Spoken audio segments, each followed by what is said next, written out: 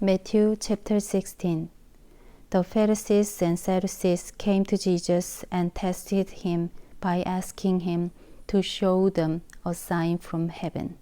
He replied, "When evening comes, you say it will be fair weather, for the sky is red.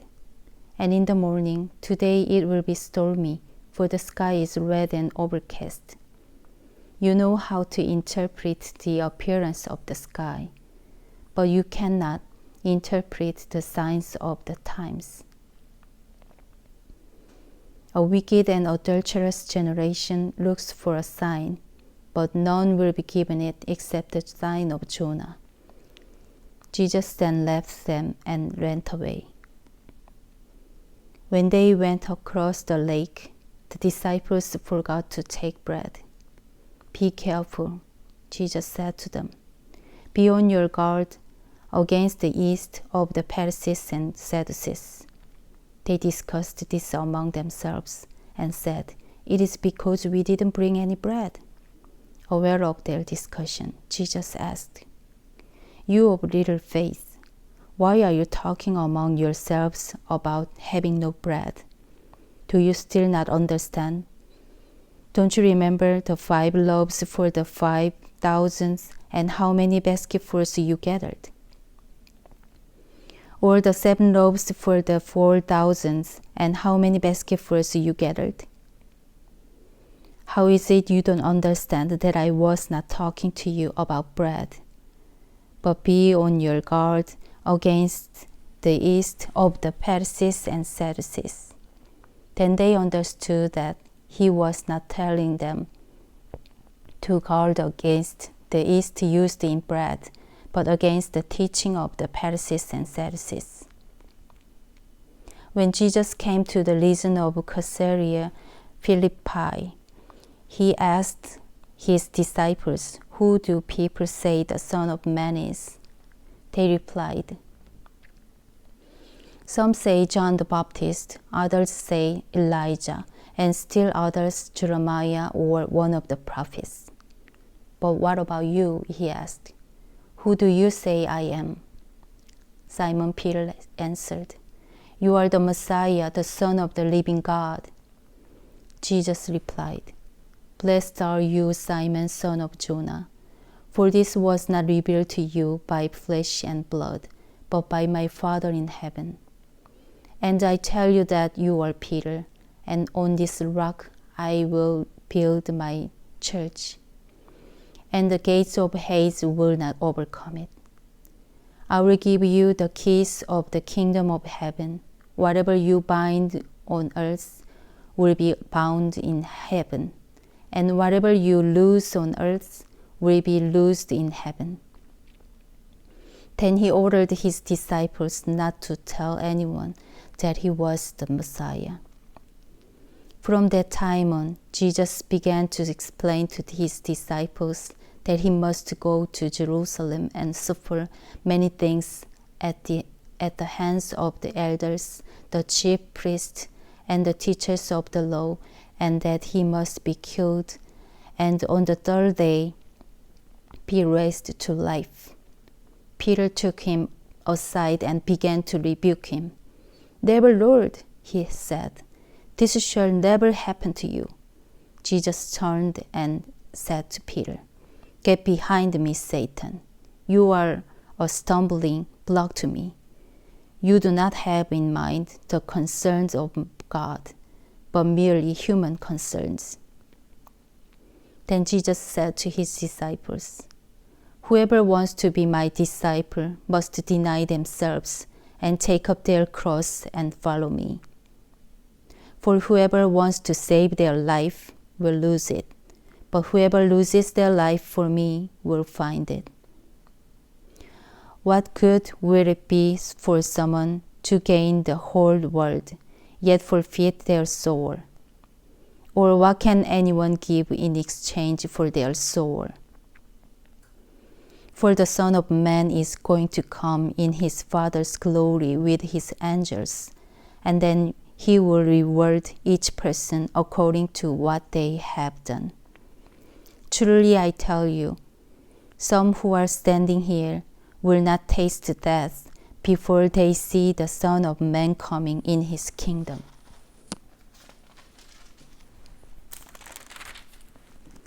Chapter 17. After 6 days, Jesus took with him Peter, James, and John, the brother of James, and led them up a high mountain by themselves. There he was transfigured before them. His face shone like the sun, and his clothes became as white as the light. Just then, there appeared before them Moses and Elijah talking with Jesus. Peter said to Jesus, "Lord, it is good for us to be here. If you wish, I will put up 3 shelters, one for you, one for Moses, and one for Elijah." While he was still speaking, a bright cloud covered them, and a voice from the cloud said, "This is my Son, whom I love. With him I am well pleased. Listen to him." When the disciples heard this, they fell face down to the ground terrified. But Jesus came and touched them. "Get up," he said. "Don't be afraid." When they looked up, they saw no one except Jesus. As they were coming down the mountain, Jesus instructed them, "Don't tell anyone what you have seen until the Son of Man has been raised from the dead." The disciples asked him, "Why then do the teachers of the law say that Elijah must come first?" Jesus replied, "To be sure, Elijah comes and will restore all things. But I tell you, Elijah has already come, and they did not recognize him, but have done to him everything they wished. In the same way, the Son of Man is going to suffer at their hands." Then the disciples understood that he was talking to them about John the Baptist. When they came to the crowd, a man approached Jesus and knelt before him. "Lord, have mercy on my son," he said. "He has seizures and is suffering greatly. He often falls into the fire or into the water. I brought him to your disciples, but they could not heal him." "You unbelieving and perverse generation," Jesus replied, "how long shall I stay with you? How long shall I put up with you? Bring the boy here to me." Jesus rebuked the demon, and it came out of the boy. He was healed at that moment. Then the disciples came to Jesus in private and asked, "Why couldn't we drive it out?" He replied, "Because you have so little faith. Truly I tell you, if you have faith as small as a mustard seed, you can say to this mountain, 'Move from here to there,' and it will move. Nothing will be impossible for you." When they came together in Galilee, he said to them, "The Son of Man is going to be delivered into the hands of men. They will kill him, and on the 3rd day he will be raised to life." And the disciples were filled with grief. After Jesus and his disciples arrived in Capernaum, the collectors of the 2 drachma temple tax came to Peter and asked, "Doesn't your teacher pay the temple tax?" "Yes, he does," he replied. When Peter came into the house, Jesus was the first to speak. "What do you think, Simon?" he asked.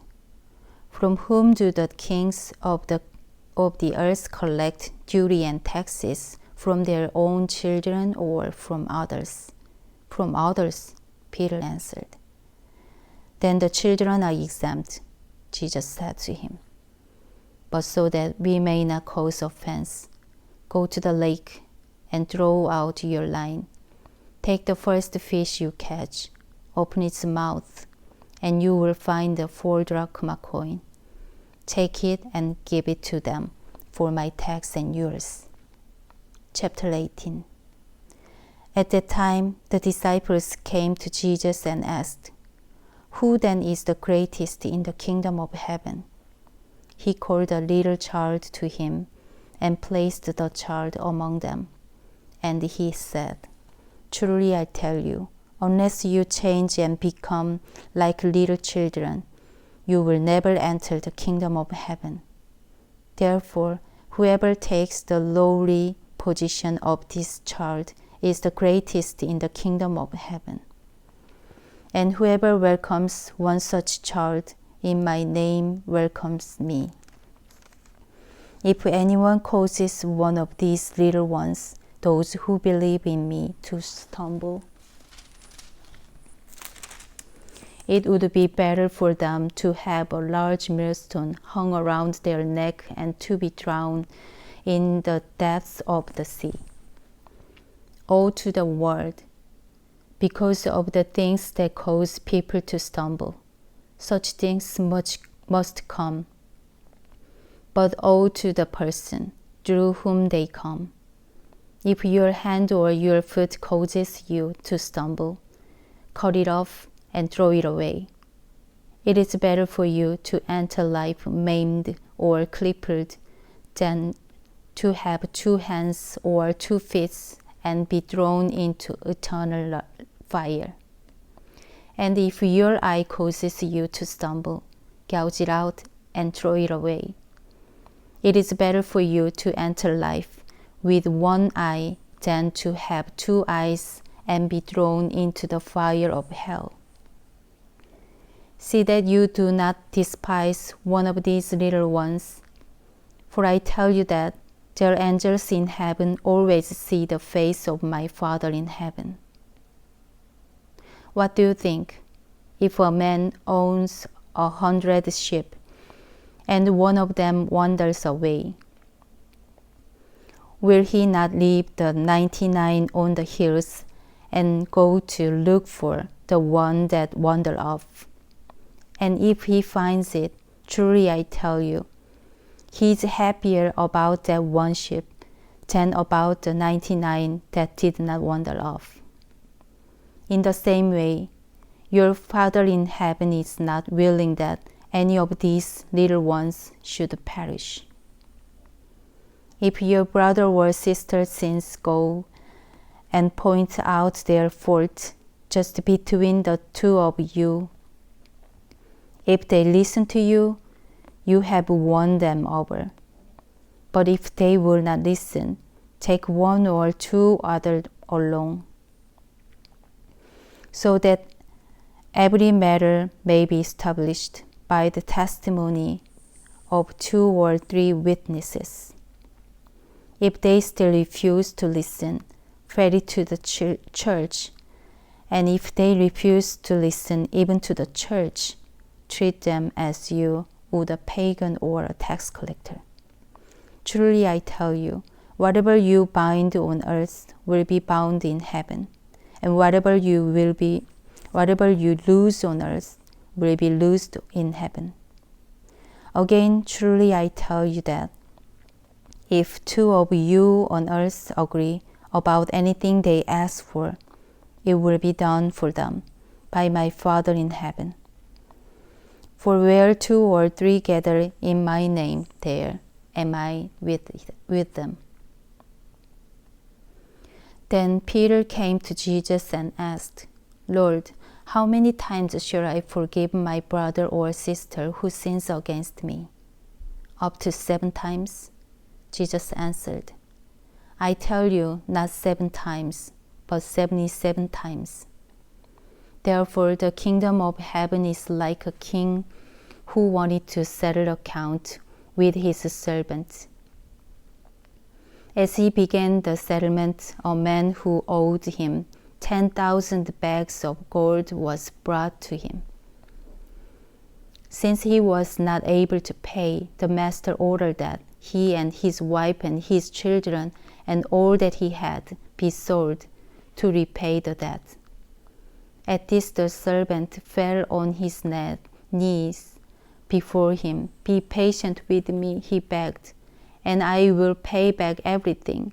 the servant's master took pity on him, canceled the debt, and let him go. But when that servant went out, he found one of his fellow servants who owed him 100 silver coins. He grabbed him and began to choke him. "Pay back what you owe me," he demanded. His fellow servant fell to his knees and begged him, "Be patient with me, and I will pay back." But he refused. Instead, he went off and had the man thrown into prison until he could pay the debt. When the other servants saw what had happened, they were outraged and went and told their master everything that had happened. Then the master called the servant in. "You wicked servant," he said, "I canceled all that debt of yours because you begged me to. Shouldn't you have had mercy on your fellow servant just as I had on you?" In anger, his master handed him over to the jailers to be tortured until he should pay back all he owed.